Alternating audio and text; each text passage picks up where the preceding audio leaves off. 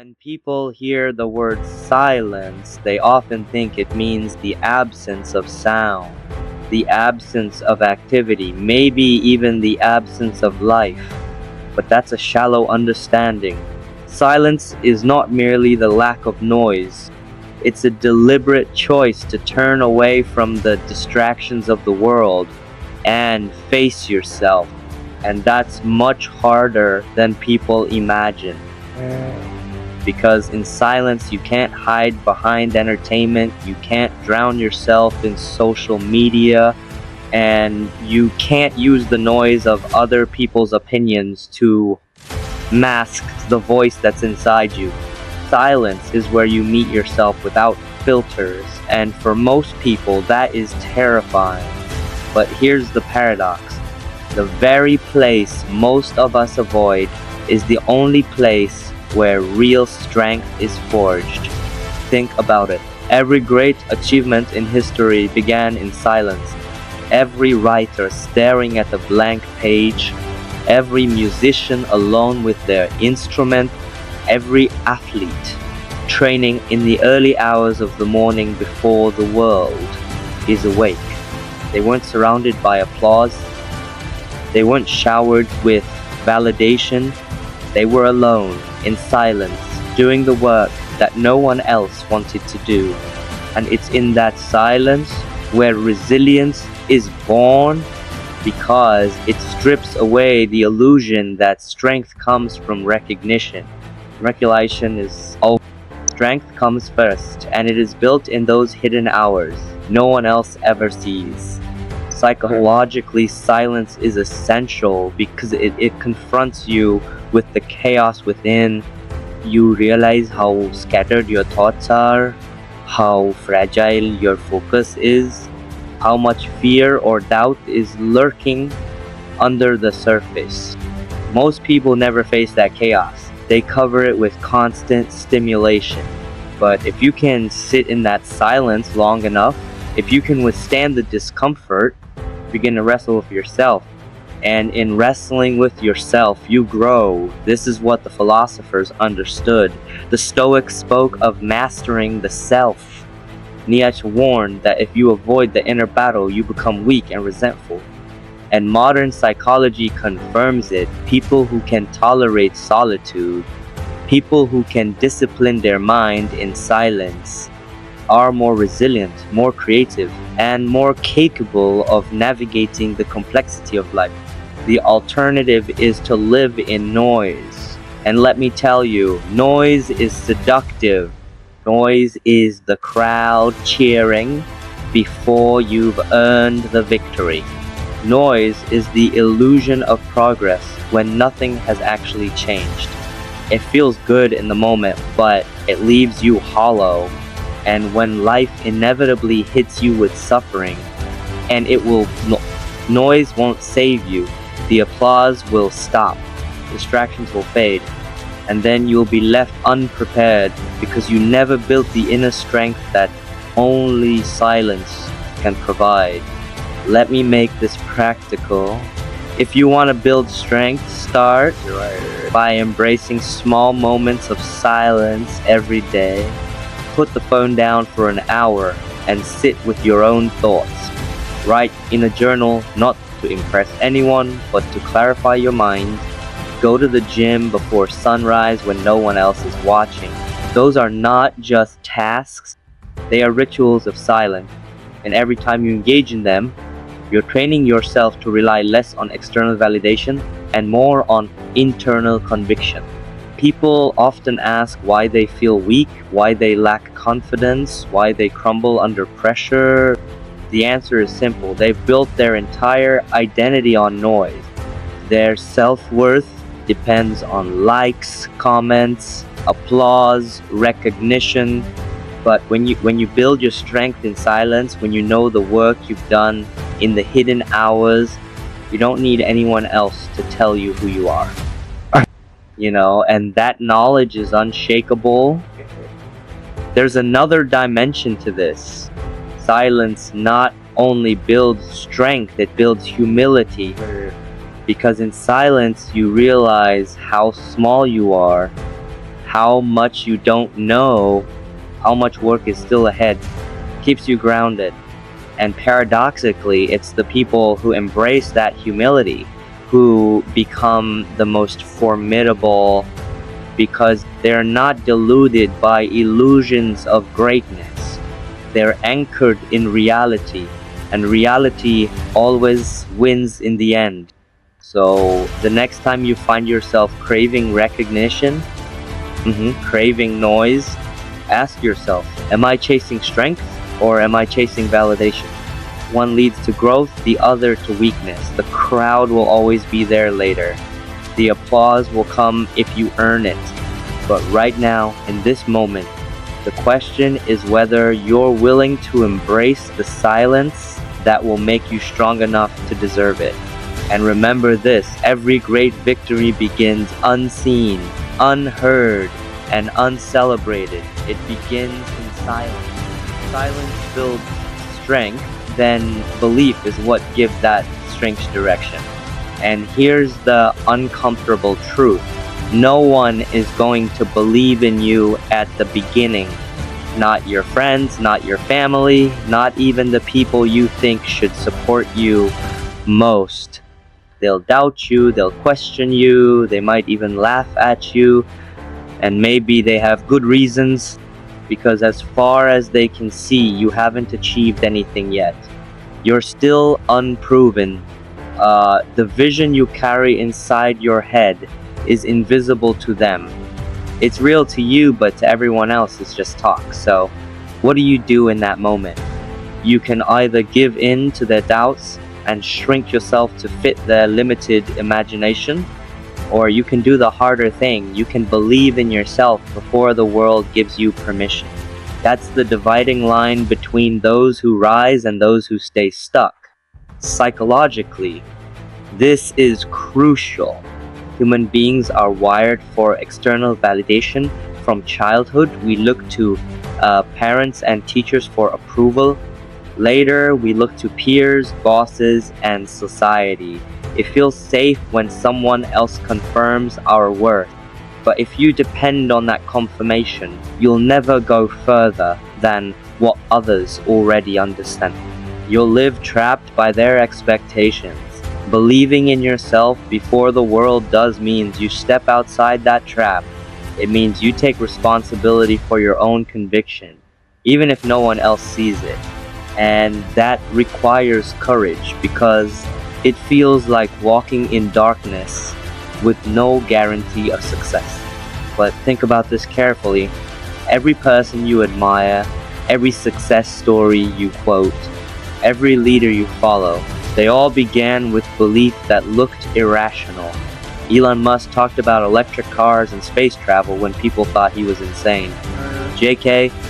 Rowling kept writing her story after publishers rejected her again and again. Thomas Edison failed thousands of times before producing the light bulb. In each case, the world said no, and in each case, the person said yes to themselves. That's the pattern. If you wait for others to see it first, you'll be waiting forever. Believing in yourself doesn't mean blind arrogance. It doesn't mean pretending you're already successful. It means recognizing that within you there is potential far beyond what anyone else can measure, and you are willing to act on it before the results are visible. There's a psychological principle here, the self-fulfilling prophecy. When you truly believe in your capacity, you behave differently. You persevere longer, you take risks, you endure setbacks without crumbling. And because of that, the belief eventually creates the reality. But if you doubt yourself, you sabotage yourself before you even begin. The outcome then matches the doubt, and you say, "See, I knew I couldn't do it." That's the tragedy of most lives. People prove their own disbelief correct. Let me tell you something uncomfortable. Most people don't actually fail because the task is impossible. They fail because they surrender to doubt too quickly. And when you surrender, you reinforce the habit of giving up You teach your brain that when resistance comes, belief is optional. That's dangerous because life is always resistance. Success is resistance. If you don't have belief, you'll quit every time. But when you cultivate belief, you become dangerous in the best way. Not because you ignore reality, but because you see a reality that hasn't yet materialized. Belief is vision projected into the future. And when you act on it consistently, you drag that future into the present. That's what every innovator, every creator, every leader has done. They lived in a reality that didn't exist for anyone else until one day it did. This is why it's so important not to outsource your self-worth. If you need the world to approve of you first, you'll always be late, you'll always follow. Leaders are the ones who walk ahead while everyone else is still hesitating. And when the world finally catches up, when the applause finally comes, it doesn't surprise them because they knew it all along. So ask yourself, what do you believe about yourself right now? Not what the world believes, not what your friends say, not what your parents expect. What do you believe? Because that belief, or lack of it, is shaping your future more than any external factor.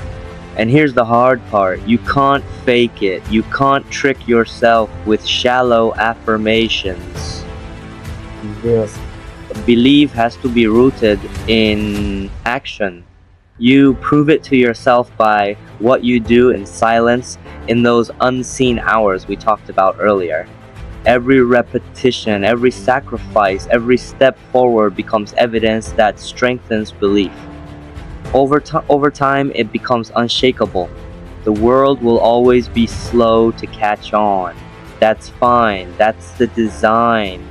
You're not supposed to be recognized in the beginning. You're supposed to walk through the doubt, the rejection, the loneliness. That's the initiation rite for anyone who aims higher than mediocrity. And if you can withstand that, if you can carry belief long enough for the world to see what you already knew, then you don't just achieve success. You transform into someone who no longer needs external belief at all. And that kind of person is unstoppable. So remember this, the world doesn't owe you belief. It doesn't owe you recognition. That's not how this works. You owe it to yourself to believe first. Because if you don't, no one else ever will. There comes a point when belief must transform into something tangible. Silence builds the strength, belief gives it direction, but results are what bring it all into reality. And here's the truth people often forget. The world doesn't care about your intentions, your dreams, or your words. It cares about what you produce. Words are cheap, everyone has them. Dreams are common, everyone imagines them. But results, those are rare because they require endurance, sacrifice, and the ability to walk through resistance without collapsing. And that's why results speak louder than words. You can tell the world you're disciplined, but if your body is weak and your habits are chaotic, the words don't matter. You can say you're a leader, but if no one follows you and no problems are solved, the plane collapses. You can talk endlessly about success, but if you have no outcomes to show, people stop listening. It's not cynicism, it's reality.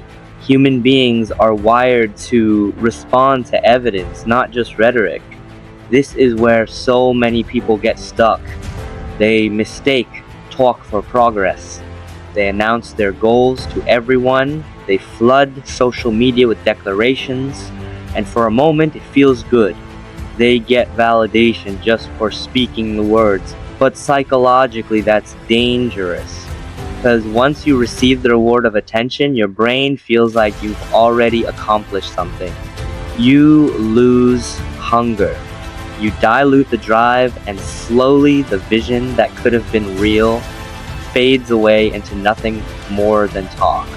If you want to build a life that matters, you have to discipline yourself to let your results be the evidence. That means fewer announcements, fewer declarations, and more action. If you're building a business, let the numbers prove it. If you're transforming your health, let your body prove it. If you're mastering a craft, let the quality of your work prove it, because results don't lie. They are the ultimate form of credibility. There's also something deeper here. Results not only convince others, they convince you. You can tell yourself that you're improving, but when you actually see the progress, the weight lifted, the pages written, the skills sharpened, something shifts inside. You stop living in wishful thinking and start living in reality. That feedback loop is powerful. It reinforces belief in a way that empty affirmations never could. Each result becomes a piece of evidence that you are capable, and evidence builds unshakable confidence. Now, I'm not saying words don't matter at all. Words can inspire. Words can point you in the right direction. But if they're not followed by action, they become a form of self-deception. You start living in a fantasy of who you could be instead of the reality of who you are becoming.